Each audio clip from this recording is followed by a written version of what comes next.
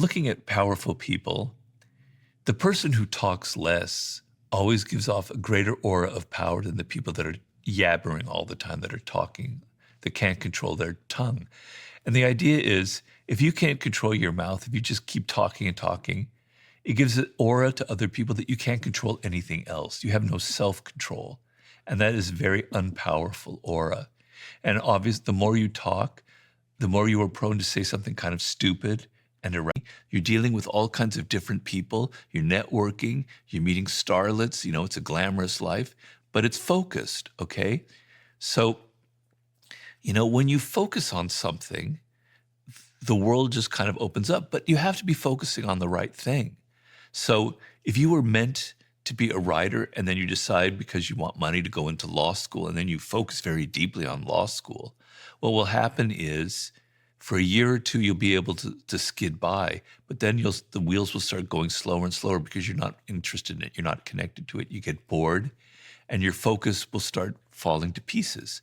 But if it's something you love, you can focus on that for 7, 8, 10, 12 years and never get bored. From observing a certain family member of mine do a very similar thing, part of it as well is that when she would start one pursuit, starting X business, it would get dough and they're having so much fun and making so much money. Tell you, it's bullshit. They're not having as much fun as you think, right?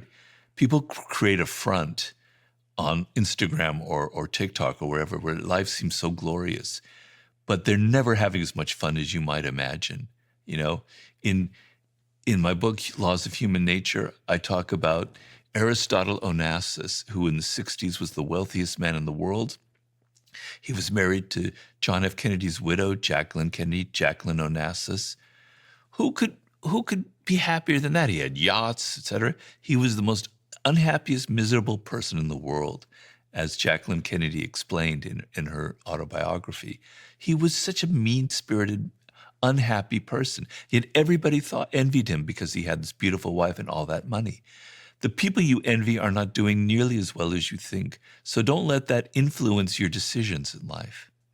I've never In looking at powerful people, the person who talks less always gives off a greater aura of power than the people that are yabbering all the time, that are talking, that can't control their tongue.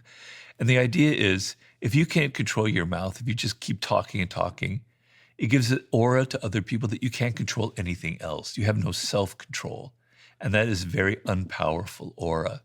And obviously, the more you talk, the more you are prone to say something kind of stupid and irrational that you're going to regret.